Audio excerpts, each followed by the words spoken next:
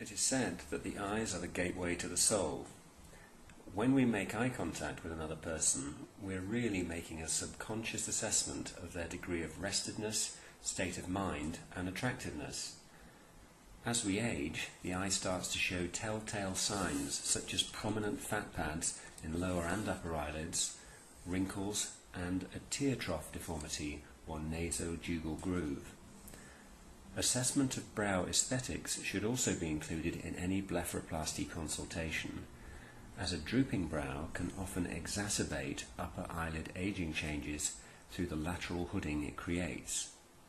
Several characteristic changes occur with the aging process. The tissues around the eye are unique in the face in that the orbicularis oculi muscle is situated directly under the skin with nothing in between. The muscle is free-floating, only directly anchored to the facial skeleton in a tiny area. Under this muscle layer, the ligaments and membranes that retain this muscle in place and contain the orbital fat within the orbit can be seen. 3 distinct fat pockets are present in the lower eyelid. These can bulge forward and become increasingly prominent with age, causing the appearance of eye bags.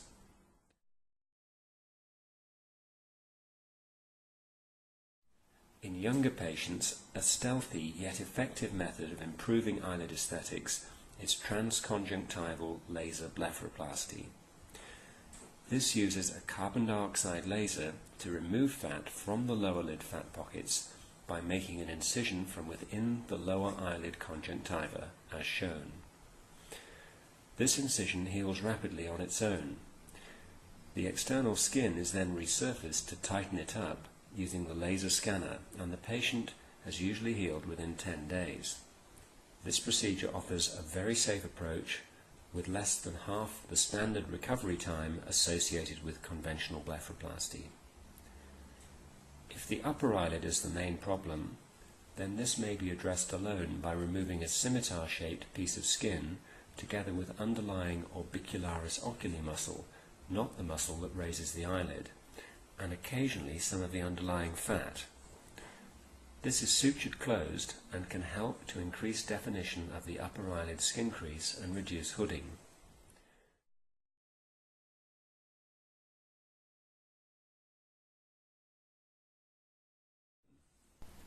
With advancing age, the orbital fat herniates forwards, causing a bag, and as the cheek fat, suborbicularis oculi fat or SOOF, descends simultaneously, a hollow appears between them which is known as the tear trough. When there are significant aging changes and both upper and lower eyelids are drooping, simultaneous upper and lower eyelid blepharoplasty combined with a canthopexy may be performed. An upper eyelid incision enables not only removal of excess skin, muscle and fat, but also provides access for re-anchorage of the lower eyelid soft tissues to the lateral orbital rim in a surgical maneuver known as canthopexy. The lower eyelid is then approached through an incision just beneath the lashes. This incision is then deepened through the orbicularis oculi muscle, and the orbicularis retaining ligament is freed. The orbital septum, the membrane which retains fat within the orbit, is exposed, including its bony attachment to the lower orbital rim, which is known as the arcus marginalis.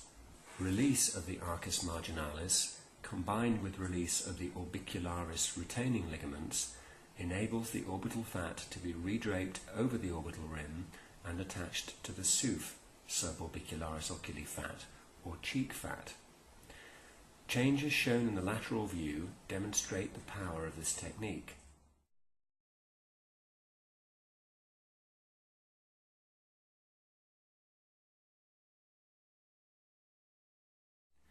When the contour of the fat pockets have been corrected, the tear trough is effaced. Patients undergoing fat redraping blepharoplasty invariably benefit from simultaneous lateral lower eyelid tightening or canthopexy, a procedure which restores elasticity to the lower eyelid when it has been lost through the aging process. The best analogy for this is to consider the lower eyelid as a clothesline and removal of skin as the equivalent of hanging heavy wet washing on it. We need the clothesline to be tight enough for the washing not to bow the clothesline downwards, and this retightening is achieved through canthopexy. Here are some examples.